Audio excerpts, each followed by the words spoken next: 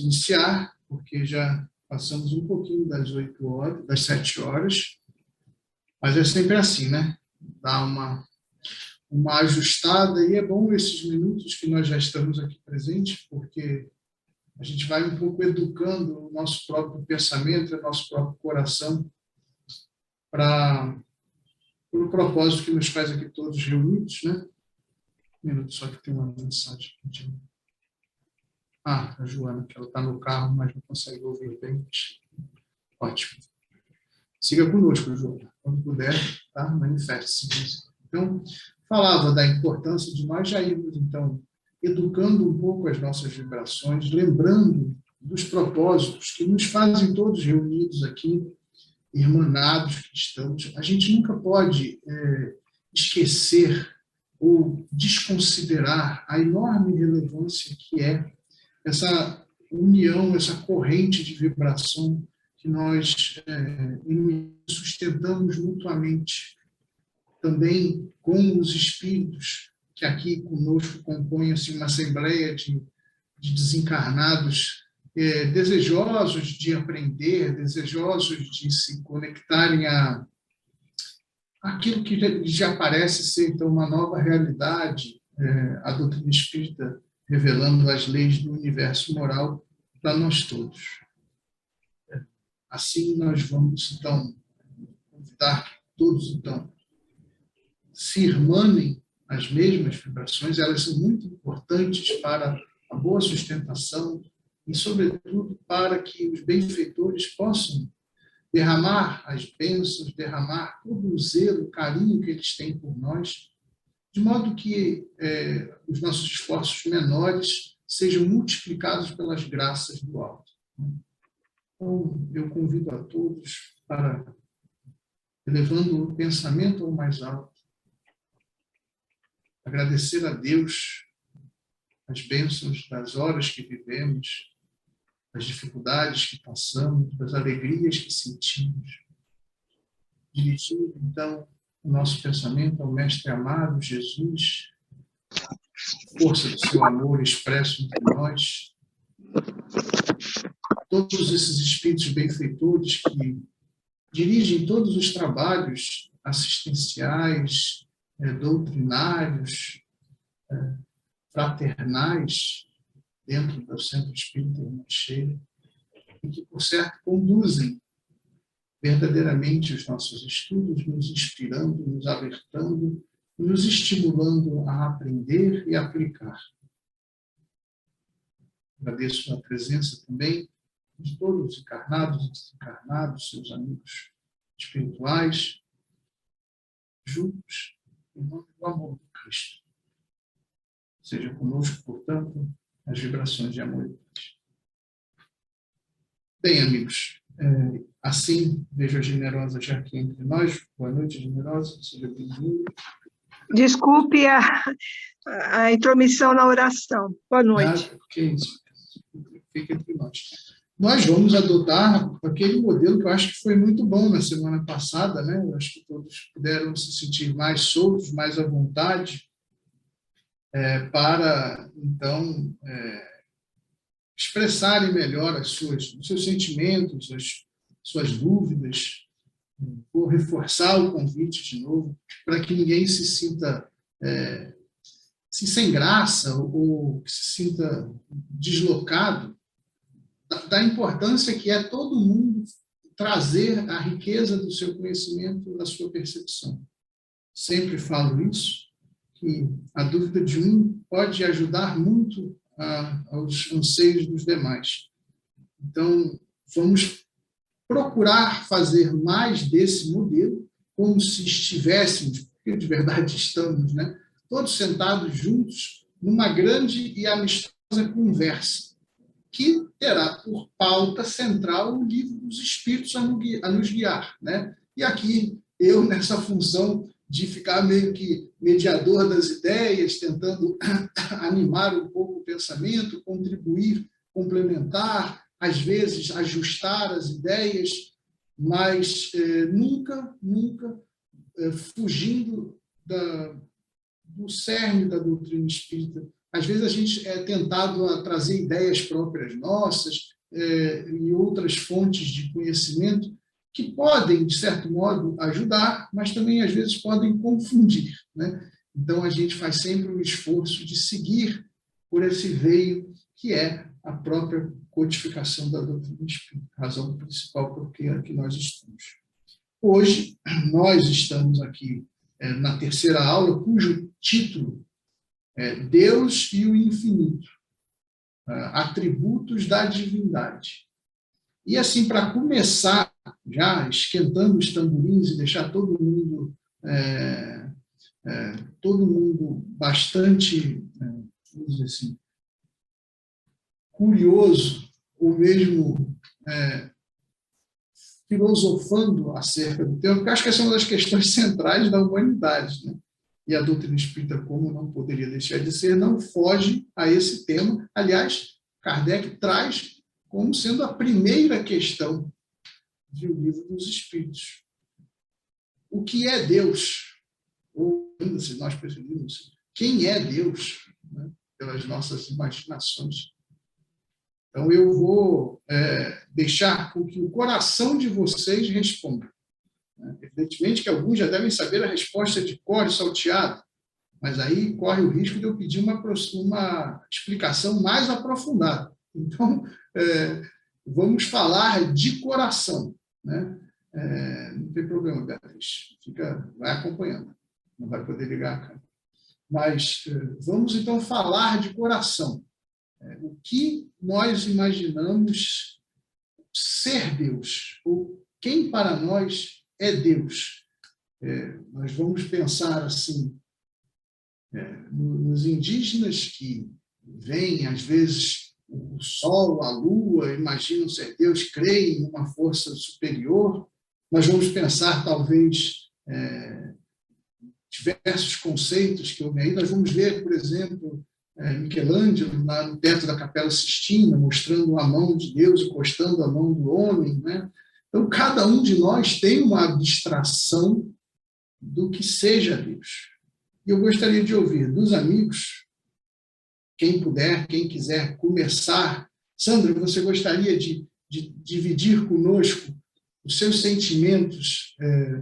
O que é Deus para você? Ou quem é Deus? E aí vamos começar uma troca de figurinha. Quer dizer, no meu entender, né, não sei se eu estaria bem correta no que eu vou dizer, mas para mim o que passa Deus é uma força maior, é o universo, é a natureza, é você olhar em volta de você e ver tudo, a criação em geral, quer dizer, são a mata, são as flores, são os animais, é a vida em geral. Para mim, é essa energia que move todos nós, quer dizer, é essa força maior dentro do universo, esse ser que é difícil, assim, quer dizer, é um poder tão grande que é difícil de você resumir em poucas palavras, mas eu vejo a natureza, eu vejo a vida em Deus. Realmente é muito difícil, mas eu agradeço profundamente o seu esforço e de fato, a natureza é obra de Deus, né? Nós vamos poder falar um pouco mais disso. E a gente consegue sentir ali a presença de Deus, né? Quem quer tomar da palavra, quem quer complementar, quem quer expandir, quem quer trazer uma visão diferente, né? Vamos lá, quem me ajuda? Ana, você pode comentar para a gente o que você compreende ser Deus, ou o que você acha que é Deus? Como você definiria isso? Ou se mesmo nunca parou para pensar sobre o assunto? Deus, para mim, é bondade, infinita bondade, misericórdia, o Criador de tudo, o arquiteto do universo, a maior força. É um Pai amoroso, justo. Para mim, Deus é isso, é um Pai amoroso. Eu não me reporto a Ele como um ser humano, uma forma humana, mas uma inteligência e um amor paternal e criador do universo todo, o arquiteto mesmo desse universo. A gente é só um pontinho no universo, mas ele nos ama e ama todos os seres, né? É um pai de misericórdia, de bondade, de justiça. Ótima definição, né? Também enriquecer, assim como a Sandra, e trouxe um elemento diferente, porque não que a Sandra não tivesse talvez mencionado isso implicitamente, mas às vezes a gente tem é importante fazer essa distinção, né? Umas correntes cristãs que consideram que o Cristo é Deus, né? Então, sendo Deus encarnado. E essa expressão da Ana, que não vê Deus numa figura humana, né? Então, é um ponto muito importante, porque, de fato, a doutrina espírita, como nós já dissemos, assim, lá no início, acho que na primeira aula que nós falávamos, assim, efetivamente, a introdução à doutrina dos espíritos, nós fazíamos essa distinção, né?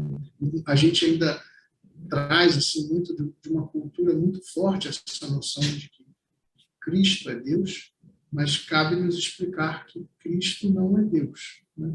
Então, essa é o Kardec coloca: Cristo é o médium de Deus, né? Não há nenhum outro espírito, então ele é propriamente a relação direta com o Pai. Mas são expressões muito bonitas, de infinita bondade, justiça, né? Um Pai amoroso. Acho que essa é uma visão extraordinária que foi amadurecida muito com a chegada do Cristo. Não um Deus punidor, né? Não um Deus que castiga, mas um Deus que é soberanamente bom e justo, que é todo amor, que tem uma expressão paternal no sentido de estar ao entorno de nós todos, concedendo-nos a graça da vida, né? Sempre com muito, muito amor, né? Isso, inclusive, nos faz pensar, eu ainda não esqueci dos demais, vocês vão pensando aí, porque todo mundo precisa contribuir com a conversa, mas me faz sempre pensar numa situação, eu gostaria que vocês observassem isso, tantas vezes, né, porque a Ana falou de infinita bondade e misericórdia, e nós vamos depois, lá no final hoje da aula, ver alguns atributos da divindade, que evidentemente nós não conhecemos todos, mas a gente gosta sempre de falar: não, eu creio em Deus, então, mas na primeira ou numa grande contrariedade que a vida nos oferece, nós clamamos pela injustiça da vida. Então, é como se nós duvidássemos mesmo da existência de Deus, porque nós trazemos, assim, eu resumiria assim: nós estamos aqui numa casa espírita estudando a introdução, o início do espiritismo, e começa por dizer assim: olha, Deus, eu acredito em Deus. Bom, se o senhor acredita em Deus, então afasta de você esta noção de injustiça, de inadequação, aquela que traz revolta. Não quer dizer que você não passe por situações que lhe parecem bastante inadequadas e até injustas aos olhos dos homens.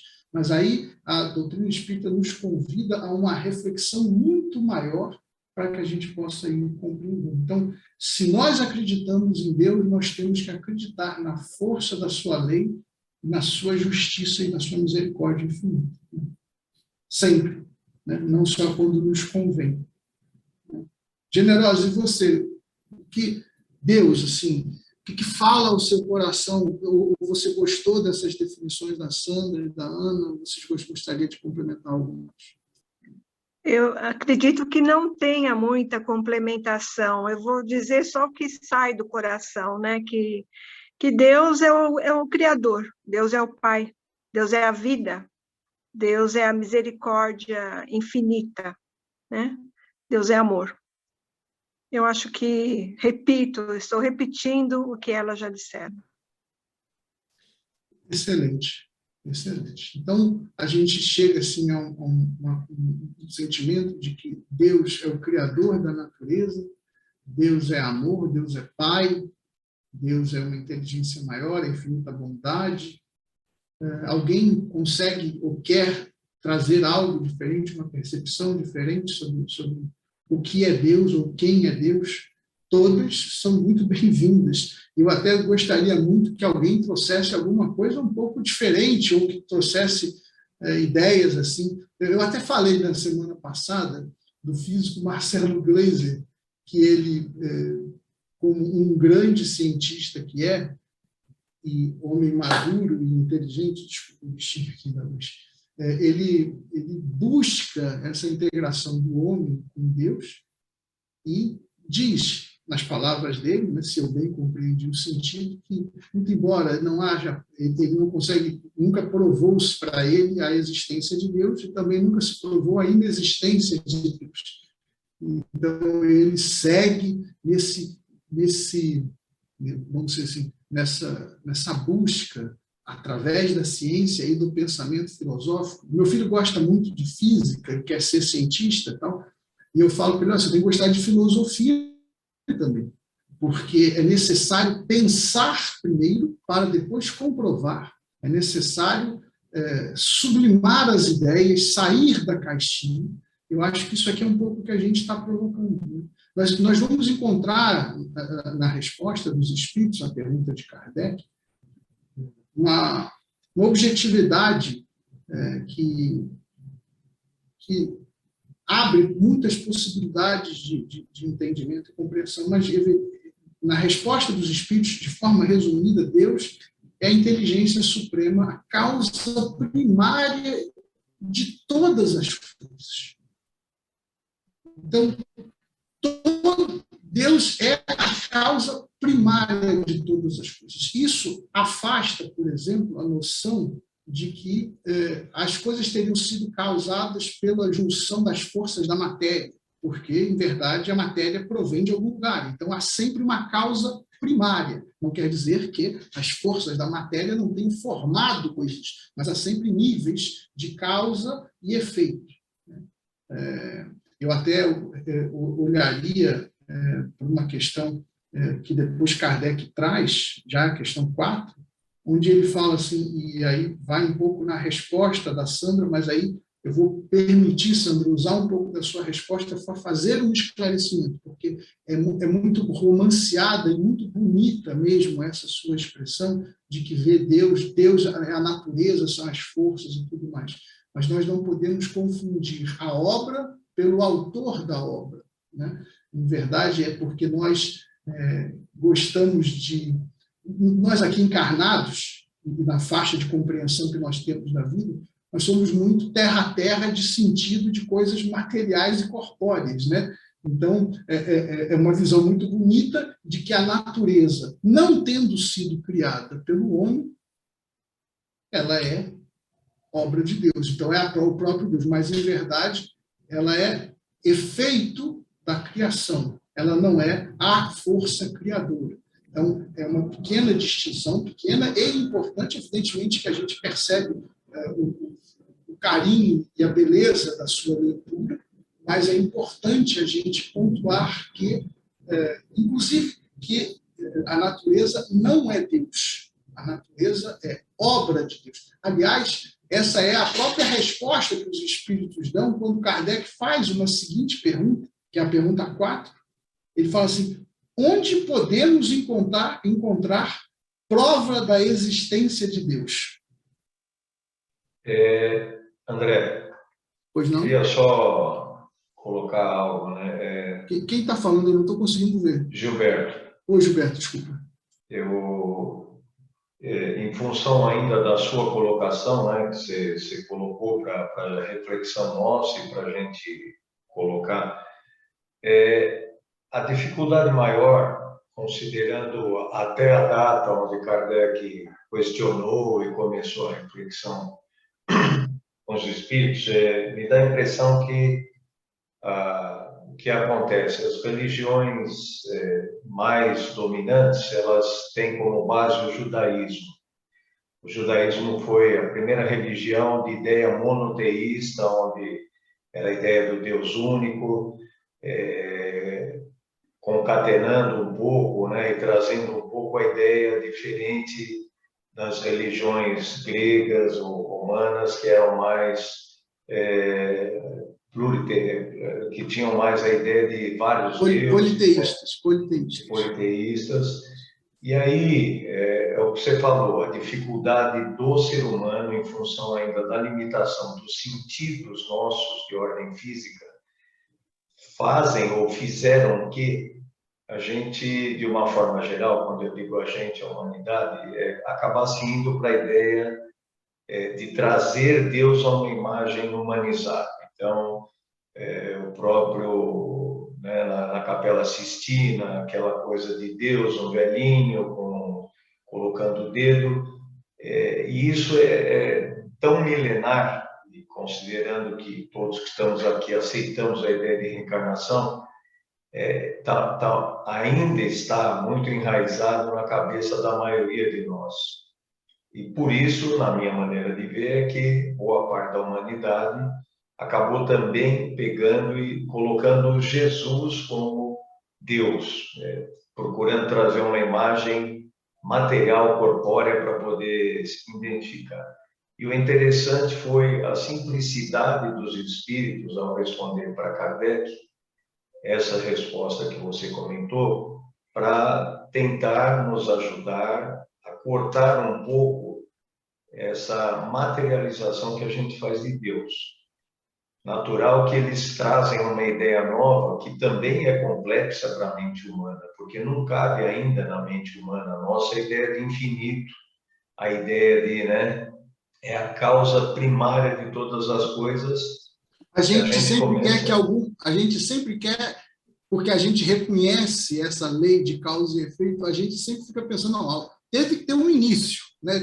De onde surgiu então Deus? Essa é a seguinte pergunta, né? Já que você falou, e essa que é a questão, Deus não surgiu de força alguma, porque se assim o fosse, e essa é a importância da beleza do conceito do infinito e tudo mais, é que se Deus fosse criado de alguma forma, ele não seria o criador, ele não seria a causa primária, ele seria efeito, ainda que o efeito primeiro, por exemplo, né? Mas isso descaracterizaria ele como sendo a inteligência suprema. Então, seria alguma coisa, mas não Deus, nesse conceito que nós temos e que nós já, vamos dizer assim, aceitamos, ainda que com as nossas parcas capacidades de compreensão, desse poder supremo, dessa inteligência suprema.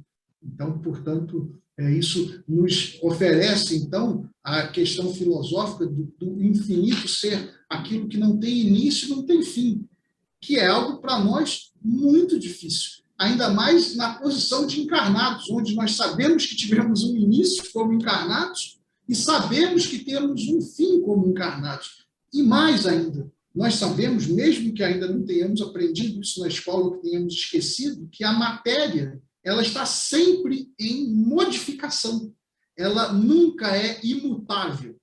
E, portanto, para nós, essa ideia de um ser imutável que paira um ser não necessariamente humano, né? Nós não sabemos o que é, né? Certamente não é humano como nós, porque nós fomos criados. Se ele fosse como nós, alguém teria que ter o criado. Então, entende esse raciocínio de lógica, né? Não, sim.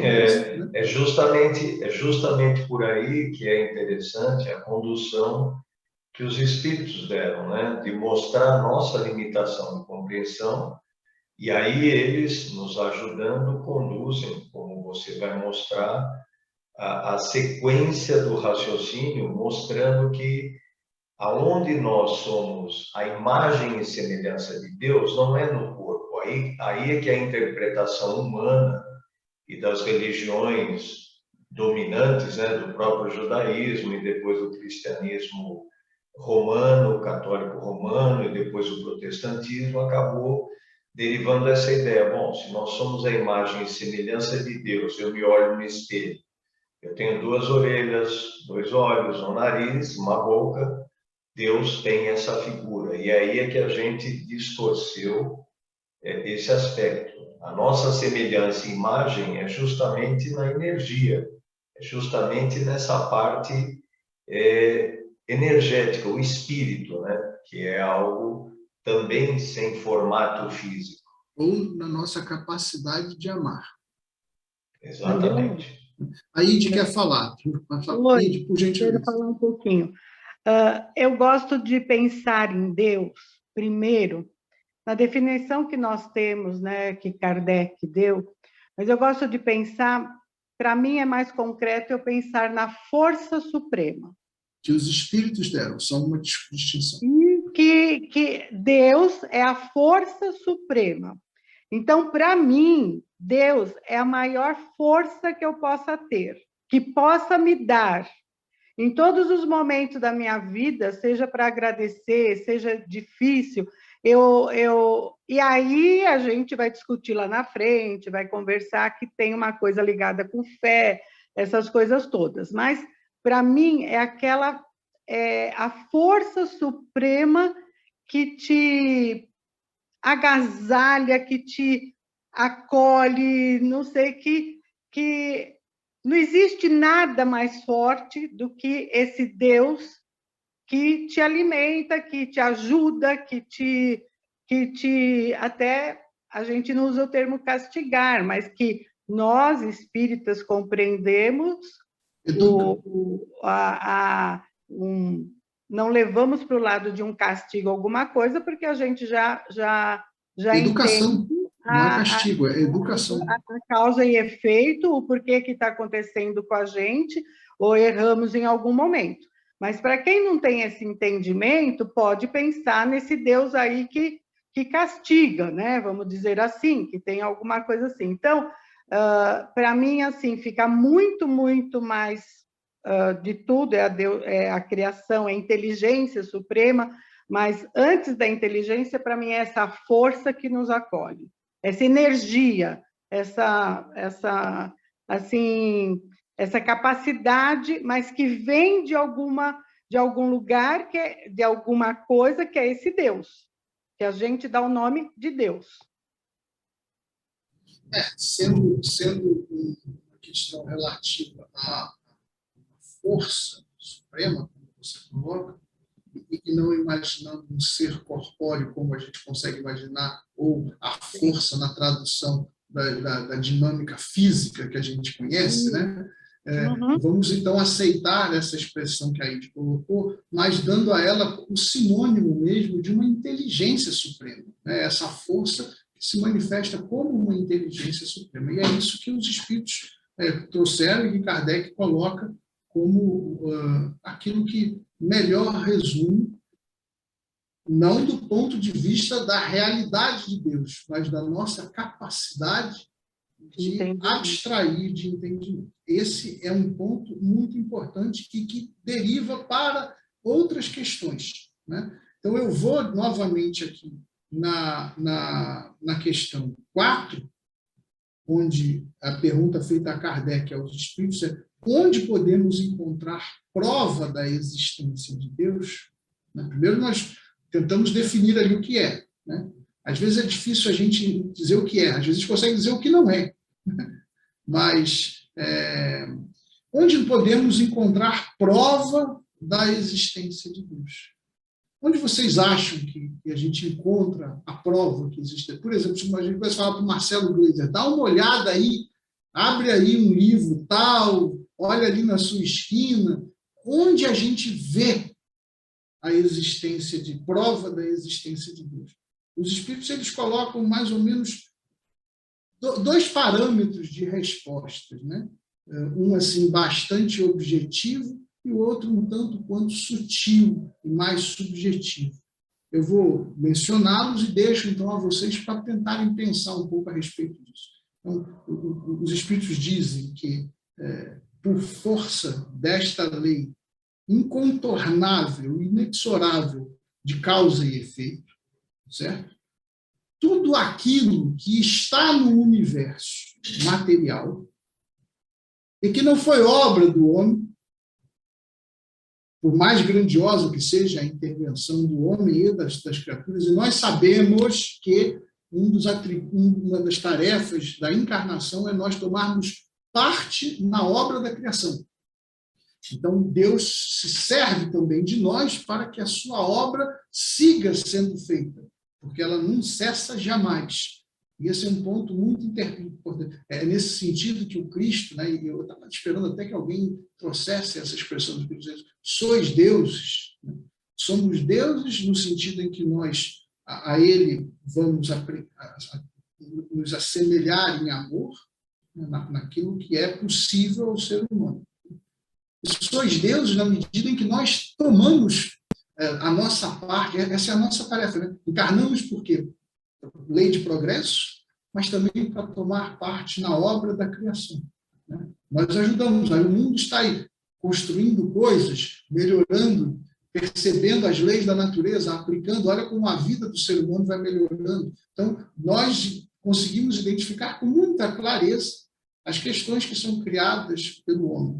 Algumas coisas são descobertas pelo homem, elas não são criadas pelo homem, né? Os homens muito orgulhosos, né, que acham assim, olha, eu sou um grande cientista, um grande inventor, um grande isso, olha o que eu fiz. Na verdade, a boa educação e a humildade deveriam dizer assim, puxa vida, olha como eu não sabia nada e agora percebi um pouquinho do que existe, né? Mas é muito difícil ainda o coração pensar assim. Então, do ponto de vista objetivo, material, é o próprio universo. A natureza de que, por exemplo, a Sandra falava, quem criou a natureza? Os homens certamente não foram. Quem criou essa harmonia do universo? Quem criou a rotação do planeta? Quem criou, enfim, quem criou as forças, os elementos que atuam sobre o planeta? Quem criou a atmosfera? Quem criou todas essas forças que não foram criadas pela lei, pelas mãos e pela inteligência do homem? Certamente uma inteligência superior, anterior, maior, inquestionável. Então, a gente consegue ver aí, pelo raciocínio de causa e efeito, porque é um efeito inegável. Ele tem que ter uma causa, porque senão seria atribuir ao acaso a força de tudo isso. E nós sabemos que o acaso, o nada, o fortuito, ele não existe. Ele não existe. Porque senão o universo não se sustentaria. O universo se sustenta nesta lógica irrefutável de causa e efeito. O micro-universo, o macro-universo. E então eu quero que vocês elaborem um pouco, pensem um pouco, onde vocês... É aceitável ao coração de vocês isso? Ao senso crítico, à lógica de vocês? Assim como a segunda observação que os espíritos fazem, de caráter mais subjetivo, mais delicado até, e que pode abrir margem para outras discussões, que é o fato de que o próprio coração, a mente humana, traz intuitivamente, desde os povos mais selvagens e mais bárbaros, é a noção de que há uma divindade sobre nós, há uma força maior, como a Ide fala, há esse sentimento, como a Ana colocou também, de infinita bondade, misericórdia, né? Então, é uma expressão que, assim, se todas as culturas, diversos de forma temporal, em todos os locais têm, de certo modo, essa noção de uma força maior, não necessariamente nessa figura, né, humana ou humanizada, é porque aí deve ter um elemento de verdade, assim os espíritos nos indicam, né? Então, o que parece isso a vocês? Quem não falou? O Douglas quer trazer alguma ideia? A Mônica quer trazer alguma ideia? O que vocês querem falar? Por favor, depois Fernando, Isabel, quem mais? Vocês conseguem perceber aonde a observação do mundo confere a você a certeza da existência de Deus, ou isso ainda é muito longe? Não, para mim, boa noite. Para mim, eu acho o seguinte, eu acho que eu consigo ver isso, sim. Na verdade, eu consigo ver até até em nós mesmos, né? Eu acho que o nosso corpo é tão complexo, é tão detalhista, que, sabe, eu quero que um micro-organismo que entra, você tem que se proteger, você tem que... Quer dizer, tudo isso eu acho que é Deus, na verdade, porque é uma coisa que não dá para você imaginar que possa ser criado até por uma pessoa, até por um grupo de pessoas. Eu acho que deve existir, eu acho que deve não, eu acho que existe uma inteligência muito maior, um ser muito superior, não como ser humano, né? Nunca pensei nisso, mas realmente como uma coisa uma coisa muito maior, que na verdade, como uma das pessoas falou, que eu não lembro quem foi aí, que a gente é uma coisinha perto do universo, né? E eu, como gosto de matemática, eu tento imaginar o que é trilhões de galáxias, o que é trilhões de planetas, né? Então, eu acho que isso é muito, mas é uma coisa inimaginável. E eu acho que Deus é isso, eu acho que Deus é muito amor, muito essa relação de causa e efeito que tem em todo o universo, né? Você mesmo falou, desde a molécula lá que faz a causa e efeito, como o macro, como essas galáxias aí, que eu falei. Eu acho que é isso, basicamente. Por não conseguirmos, né, pela limitação nossa, até mental e de inteligência, ter essas definições, por aí é que os espíritos seguiram e foram conduzindo a linha de raciocínio, né, que a gente vai vendo na sequência, de cairmos ou irmos para onde a Sandra falou, para onde a Ana comentou, a Generosa também, e agora o Douglas, de olharmos então e observarmos os atributos, considerando que temos essas limitações, né? Dentro, os próprios espíritos falaram para Kardec, não devemos achar que Deus é infinito. É querer pegar o atributo de algo que a gente ainda não consegue compreender e querer colocá-lo ou encaixá-lo igual. Então, em função dessa limitação, é que eu observo, né, que os espíritos foram nos conduzindo a refletir. Tenham calma, não temos ainda capacidade para entender o que é Deus, só que a gente sente Deus. Aí entra o que a Sandra falou, o que o Douglas acabou de dizer, a Ana, a Generosa, a Aide, e é por aí que os espíritos acabam conduzindo, né? Essa linha de raciocínio para nos acalmar, porque senão a gente começa a entrar eventualmente num parafuso. Poxa, mas então, se antes de Deus, o detalhe é a gente observar o equilíbrio que existe no universo. Esse é o detalhe, né? Então, com esse equilíbrio, a gente começa a entender, bom, se Deus tem as qualidades que mais à frente vão ser faladas num grau infinito, aí, não, se houver outra criatura ou outra energia com a mesma situação, tira a estabilidade dessa situação de equilíbrio. Então, por aí, devagar, é que a gente consegue ir percebendo. O André sumiu, não sei para onde ele foi. Eu ia falar isso, ele não está mais no visual. André, você está aí? Não sei se ele... Não, ele não está mais na sala, não. Se desconectou. Gilberto, você deu uma boa explicação para nós, aí você será nosso professor agora. Não. Assuma a cadeira aí, Gilberto. Então aí, já está na esquerda. Nós todos estamos juntos estudando e trocando ideias e cada um colocando a sua percepção. É que o que eu estava comentando, né, para o André e tudo, é que isso ainda é tão forte em nós, essa coisa do Deus é um velhinho, Deus castiga, isso vem do judaísmo, né, daquele início de Moisés com o povo judeu. A gente tem que sempre lembrar e situar o tempo, falar, bom, há 6.000 anos atrás, se hoje em dia, no planeta atual, pegando o Brasil como exemplo, a gente está se degladiando, se matando aí no verbal por questões políticas, não, A é melhor do que B é melhor do que A.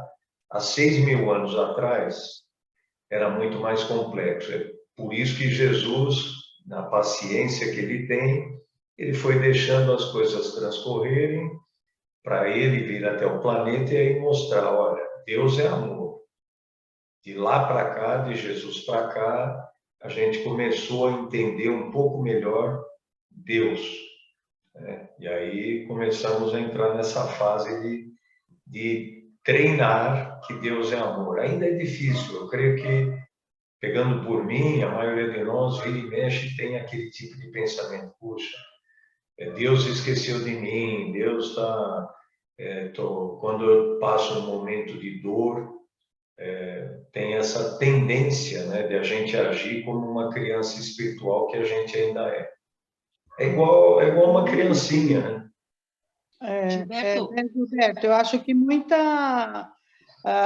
você vê, nós espíritas já conseguimos entender essa coisa do castigo, mas a maioria das religiões ou das outras ainda pregam que existe o castigo, que o pecado, e, né, dessa forma. Então, realmente ainda é muito... Você vê, passaram-se tantos anos, então a gente entender, no momento, por exemplo, eu não tive, no momento, quando minha filha desencarnou, eu não tive essa revolta, mas muita gente tem a coisa, por que Deus está me castigando? O que eu fiz? Então, a ideia só do Deus amor ainda é muito prematura, né? Muito nova ainda, né?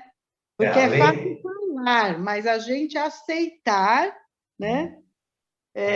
Além de ser nova, o que limita, talvez, o ID, é a falta da visão reencarnacionista, né? Quando a gente adiciona a visão reencarnacionista, ainda continua a dor, ainda continua o sofrimento, só que aí a gente consegue entender, mesmo que a gente tenha que fazer uma reflexão e falar, puxa, então eu passo tal coisa porque eu sou imperfeito? Sim, eu tenho que me olhar no espelho com muita calma e falar, sim, eu tenho essa situação atual porque eu sou orgulhoso. Eu fui ruim e não porque Deus me castigou. Né? Gente, eu acabei de ver, tem uma mensagem aqui do André, que ele pediu para nós lermos o item 13 do Livro dos Espíritos, aqui do primeiro capítulo, e discutir sobre isso enquanto ele tenta voltar. Eu estou com o livro aqui na minha frente, eu posso ler? Ótimo, perfeito.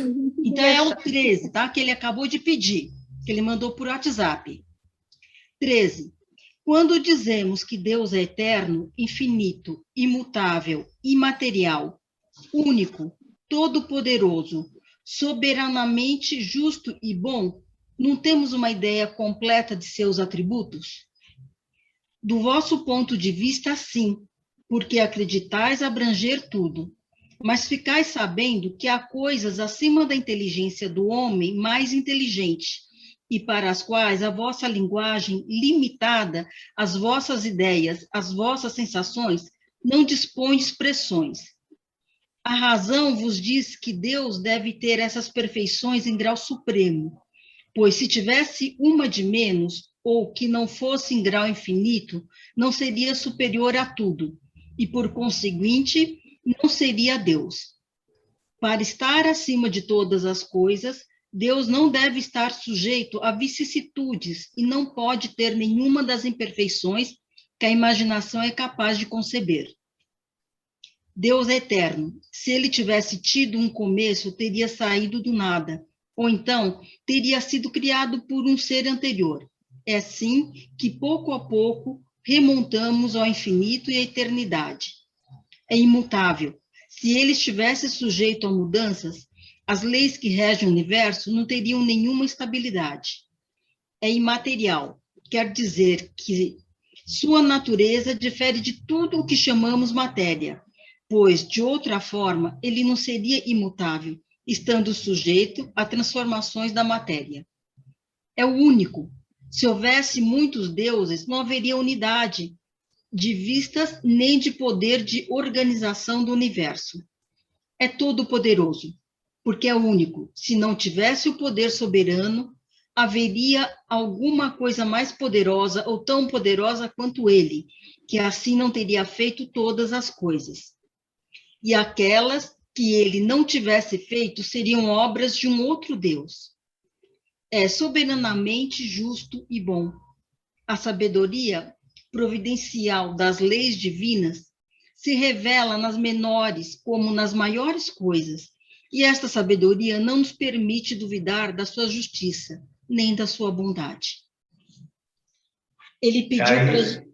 falar sobre isso.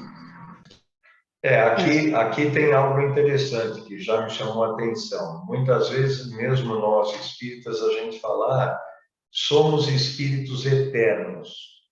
Nós não somos espíritos eternos, nós somos espíritos imortais. Por quê? Porque todos nós fomos criados por Deus. Então, nós não somos eternos. Aí, muitas vezes, a gente confunde o conceito e fala, eu sou um espírito eterno. Não, eu sou um espírito imortal. Eu sou um espírito que fui criado num certo momento por Deus, não sei quando, todos nós. Mas, a partir daquele momento, aí eu tenho a eternidade pela frente. Mas é um joguinho de palavras, mas é interessante a gente ter essa clareza de conceito. Deus é eterno. Deus, sim, é eterno. Nós somos imortais. E muitas vezes a gente, por questões do dia a dia, não, somos espíritos eternos. Nós somos espíritos imortais.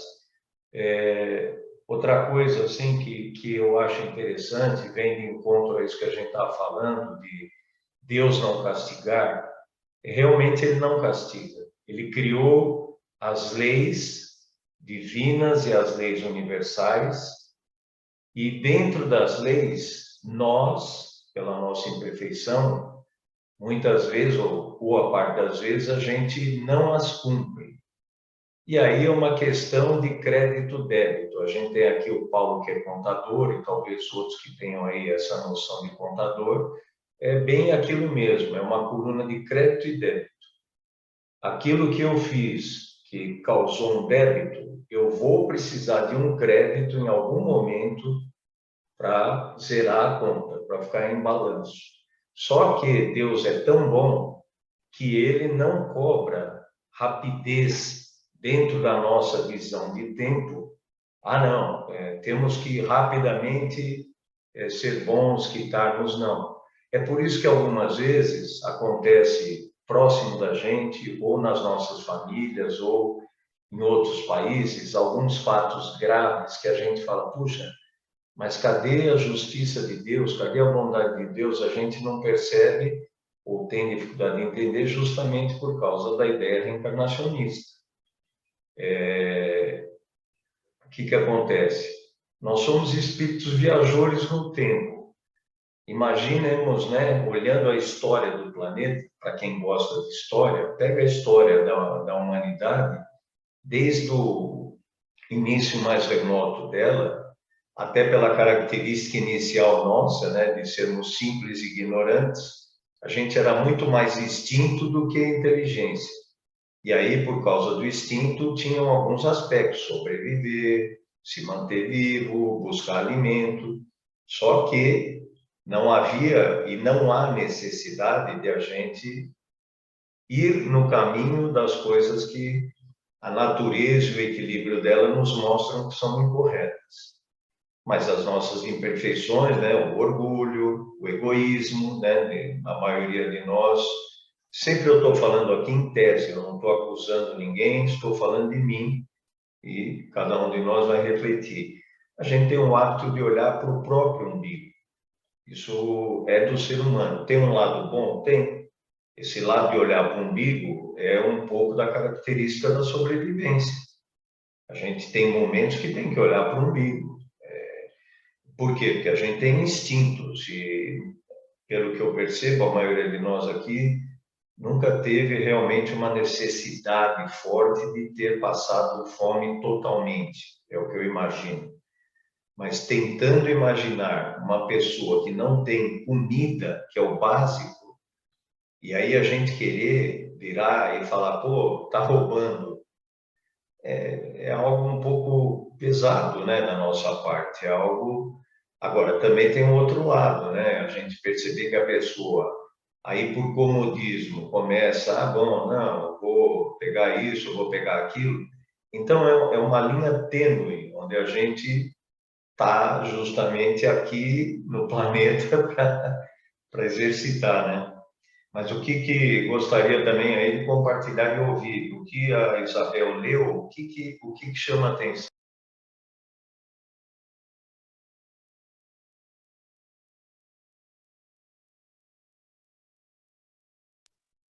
Não precisa falar todo mundo ao mesmo tempo, pode falar um por vez, né?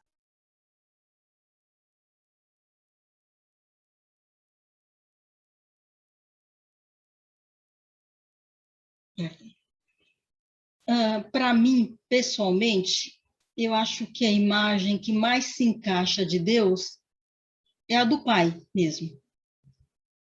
Sabe, ele criou, ele provê a gente, ele educa,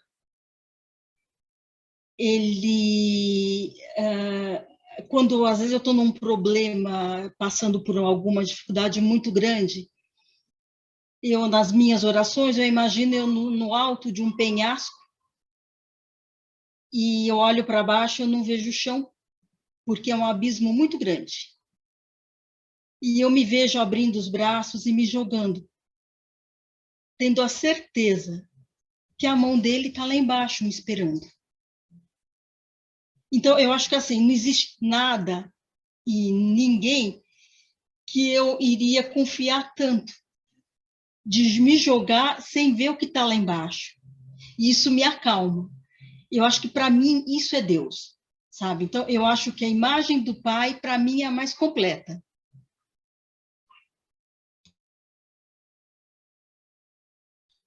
Esses atributos, Isabel, que você deu, eu queria assim, ouvir também dos demais.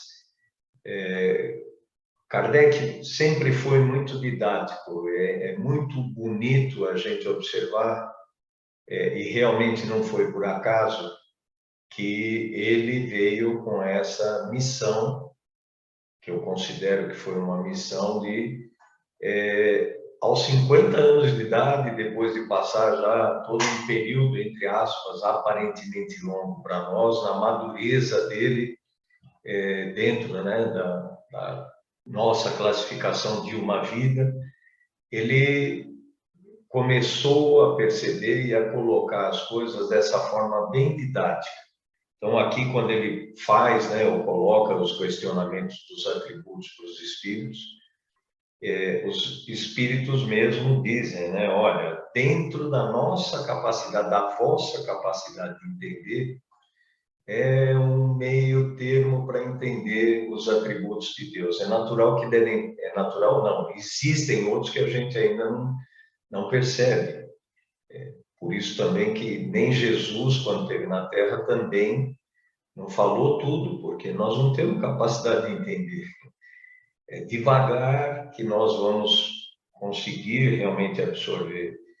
Mas eu concordo com a Isabel, acho que para mim também, né, essa é a visão primordial, é de que ele é soberanamente justo, e aqui onde foi colocada a palavra bom, a gente pode entender esse bom como amoroso. Ele sempre está disposto a nos dar uma nova chance, sempre. Ele não corta essa condição de chance. Então, eu até mencionei, né, essas lives que eu estou assistindo, porque o Elahá lá, pela capacidade dele, conhecimento dele, ele bate bastante nessa tecla ao longo, né, da análise histórica, da história do Brasil, mesmo da história anterior, por que a doutrina espírita caiu num terreno fértil aqui do Brasil.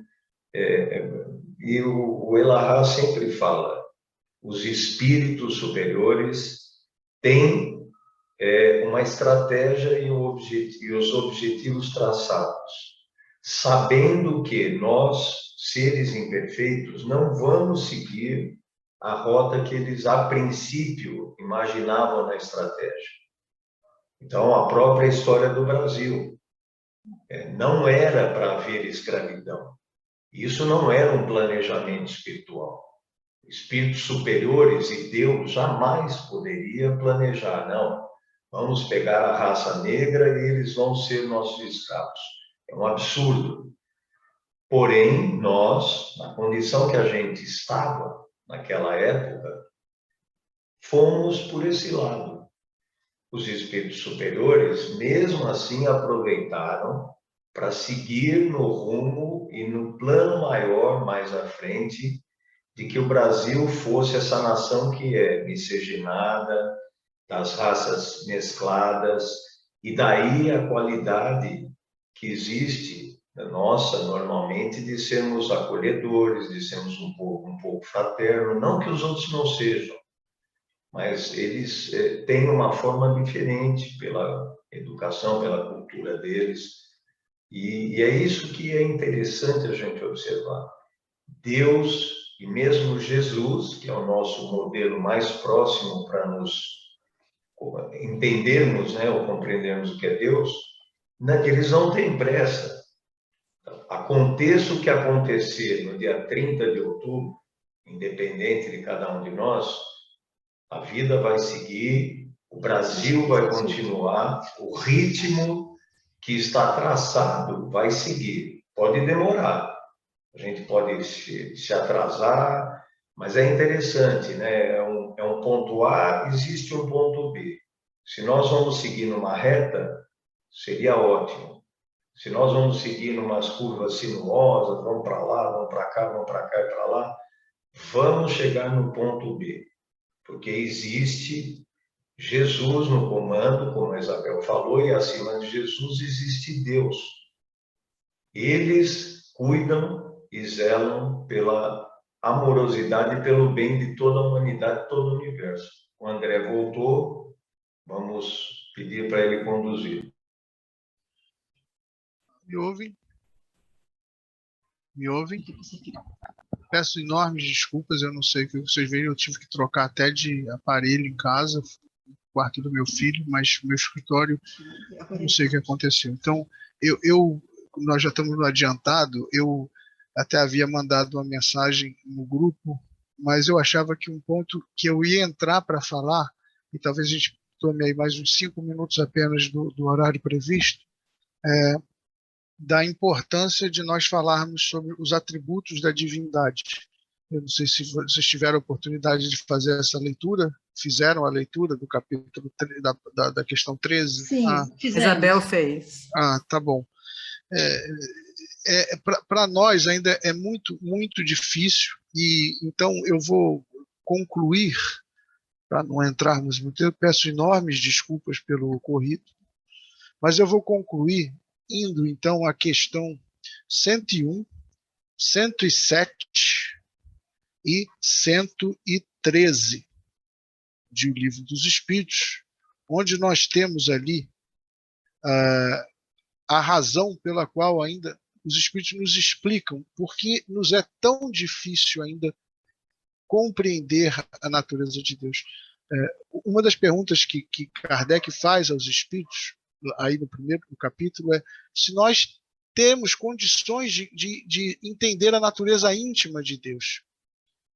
E eu faço essa pergunta a vocês, se nós temos essa condição, ou se nós teremos essa condição. Porque hoje nós não temos. Haja vista que a gente pode ficar aqui duelando, vai trazer os nossos sentimentos, mas efetivamente nos falta sentido. Nos falta sentido para compreender a natureza íntima de Deus. Mas isso não será sempre assim. Então, quando nós vamos... eu vou avançar um pouco dentro do Livro dos Espíritos, de uma maneira que está intimamente vinculada ao Criador, quando nós temos a definição das classes dos espíritos, seres inteligentes da criação que nós somos. E lá, porquanto essa divisão ela se quebra depois em diversas outras subdivisões, mas as principais são os espíritos da terceira ordem, que estão na questão, definidos principalmente na questão 101, são chamados espíritos imperfeitos. Evidentemente, dentro dessa categoria há uma subdivisão de diversos tipos e matizes e tons e tudo mais, né? E perfis, mas somos nós, em verdade. E lá, Kardec coloca, por instrução dos espíritos, por inspiração dos espíritos, o seguinte, que os caracteres que marcam esse grupo, chamados os espíritos imperfeitos, eles têm a predominância da matéria sobre o espírito, a propensão ao mal. Esses são temas que dão assim estudos muito aprofundados, e nós vamos falar disso lá na frente. ignorância, orgulho, egoísmo e todas as más paixões que lhe seguem. Mas Kardec e os espíritos concluem assim com uma observação muito importante que explica essa nossa grande dificuldade de compreensão da natureza íntima de Deus, conquanto muito a gente tenha falado, que é ter a intuição de Deus, mas não o compreendemos. Então, na faixa em que nós nos encontramos, nessa seara evolutiva que nós somos destinados, nós já falamos disso, somos seres perfectíveis, nós estamos naqueles que têm a intuição. Veja que cada um falou aquilo que sente, tal, mas nós não compreendemos ainda, nos falta sentido. Não é apenas o sentido na matéria, né, dos sentidos que nós trazemos, nos falta sentido no espírito. O nosso espírito ainda é muito preso às questões mundanas, é como se ainda chumbados ao solo da matéria, não nos fosse permitido ter as asas espirituais de ir aos píncaros da existência, aquilo maior que nos espera, para que nós possamos compreender a Deus.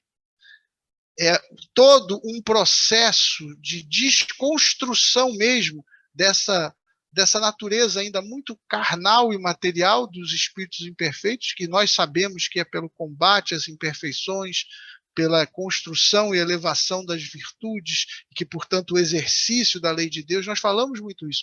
O que nos marca é a rebeldia à lei de Deus. Então, quanto mais nós avançamos em aceitação e exercício dessa lei de amor, mais vamos compreender a existência e a natureza de Deus, que é o que marca, por exemplo, os espíritos da segunda ordem, que são os bons espíritos. Nós estamos falando dos bons espíritos, nós não estamos falando dos espíritos superiores, eminentemente superiores, absolutamente superiores, que são os espíritos puros. Nós estamos falando dos espíritos bons, mas nesse meio aqui, quando surge um espírito bom, vez por outra, como um irmão mais velho a nos guiar e nos animar, e eles são tidos como santos homens, né? Então, para ver a distância que nós temos de tudo isso. Então, a definição que tem aqui sobre os bons espíritos é que eles compreendem Deus e o infinito e gozam da felicidade dos bons por isso. Mas não é uma predileção de Deus escolher quem é bom, quem é imperfeito e quem é puro, né? Nas três principais classes e N subclasses que temos, principalmente na terceira e na segunda. Porque quando é puro, é puro. Não existe grau de pureza. É puro. Se não é puro, não é puro, né? Então, em verdade, a compreensão do que é lei, o Deus e o infinito, ainda está no nosso caminho. Isso não significa que nós devemos abandonar essa noção, muito pelo contrário, nós devemos nos esforçar para dela nos aproximarmos. Nós sabemos como, pelo exercício em nós das virtudes expressas nas leis de amor, aquelas mesmas que o Cristo ensinou e que os Espíritos vêm reforçar. Só há este caminho. E, por fim, quando tornarmos nós todos espíritos puros, como o Cristo, por exemplo, nós, como diz aqui, nós seremos, nós vamos viver no seio do Criador, né? Então é muito mais do que compreender o Deus e o infinito, mas é estar vivendo no seio daquilo tudo, e seremos nós os ministros da vontade de Deus, aqueles que vão dar consecução às suas leis no universo, como, por exemplo, o Cristo a governar o planeta Terra e guiar a humanidade terrena pelo meio dos seus enganos, como um pastor maravilhoso guiar o seu rebanho, garantindo que nenhuma ovelha se perca e levando todos eles àquele aprisco de amor que é, em verdade, a própria lei e a expressão de Deus entre nós. Então, haverá ainda em nós, né, e vocês, para não ser redundante e tratar dos atributos da divindade, que são aqueles que nós conseguimos ainda intuir. Falta muito ainda, há muito mais do que aquilo. Mas tem que ter todas aquelas questões. Por isso elas vão eliminando essa noção de tentar dar uma ideia material ao Criador e vamos concentrando nessa noção dessa força, dessa inteligência superior, causa primária de todas as coisas. Bem, de intuição, pelos esforços de encarnação e encarnação, e por cada vez mais buscarmos ao Pai e deixarmos as nossas convicções, ou seja, transformando-nos como pessoa, abdicando daqueles equívocos milenares de encarnações e encarnação que nos permanecem muito presos a essas vibrações, adotando a regra de cumprir dever em abnegação e devotamento, tendo a lei de Deus como o norte em nossas vidas, em todas as nossas relações, nós vamos começar a compreender, divisar uma nova realidade, não que Deus esteja mudando, são os nossos olhos espirituais que estão enxergando o Pai da vida de forma diferente, por aceitar-lhes a lei docemente em nós. Às vezes, malgrado a nossa vontade, bem verdade, como um princípio educativo. Mas nós vamos compreender e passar já a gozar de uma relativa e avançada felicidade, pois que é absolutamente necessário ao homem, para que seja feliz, que ele viva a lei de Deus, que ele conheça e observe em si a lei de Deus. E nós, para conhecermos da obra do Criador, precisamos ter compreensão do que seja Deus. Então esse é um caminho a ser trilhado. Eu não vou mais me estender, eu peço enormes desculpas. Eu imagino que de todo a gente tenha conseguido, e com o esforço amigo de vocês durante os minutos que fiquei ausente, cobrir essa noção do que é Deus, da nossa capacidade de compreender a Deus, dos seus atributos e ser, portanto, a linha mestra. Lembra que nós falávamos lá no início, o objetivo nosso aqui é fortalecer os conceitos basilares, pois são sobre esses conceitos que nós edificaremos toda a construção do nosso saber e do nosso sentir. André, eu sugiro que a semana que vem você inicie pelos atributos. Uma sugestão minha que eu gostaria de ouvir os demais, mas até por causa disso que você está falando, sedimentar ou tentarmos ter bem claro esses atributos, porque são uma das bases dos pilares para a gente depois ir seguindo. O que vocês acham? Vamos fazer isso, vamos tentar recuperar. Peço desculpas, eu também vou pedir que nós encerremos, porque nós temos o compromisso com o horário. Eu sei que foi uma questão não prevista, peço desculpas. Vamos nos esforçar para retomar as dúvidas que ficaram dessa semana, vamos ser um pouco mais ativos no grupo durante essa semana, e certamente na quarta aula nós estaremos mais felizes e risonhos, tá bom? Eu sugeriria que você, se puder, ponha no grupo as outras questões, porque o Livro dos Espíritos é dessa forma que você falou. Você inicia, mas tem questões lá para frente que voltam nos conceitos de trás e sucessivamente. Eu peço a ajuda sua de você pôr essas 101 e as demais, e cada um de nós procura lê-las para pegar essa noção. Bom, meus amigos, em carne e espírito, aqui estou envergonhado, pedindo desculpa a todos do compromisso que não pude cumprir por forças maiores. De todo modo, conto com a compreensão e a amizade. Juntos, então, vamos ao encerramento, agradecendo ao Pai da vida pela oportunidade da consciência já desperta pelo trabalho infinito que temos adiante. Como diz o Espírito de verdade, sermos nós mesmos os artífices da nossa imortalidade, permitindo com que as leis da vida ajustem em nós os pontos a serem melhorados, que nós nos submetamos a ela docemente, abdicando dos nossos equívocos que tanto nos fazem sofrer até agora, e indo ao encontro dessa luz que brilha, dessa vida que pulsa, do amor que é lei e da felicidade que é o nosso destino. Sejam essas as nossas palavras, a nossa expressão de alegria pela oportunidade de estudarmos o Evangelho de Jesus à luz da doutrina espírita. Fique em nós como um passe de amor, de equilíbrio e de paz do alto para todos. Muito assim obrigado. Seja. Até a semana que vem. Até semana que vem. Até logo, meus Boa amigos. noite. Boa noite, Obrigada. pessoal. Obrigado, Boa noite. Boa noite. Boa Boa noite. Até noite. logo. Boa noite a Boa noite. todos. Boa semana. Bom Dia das Crianças. Igualmente. Vocês Tchau. também.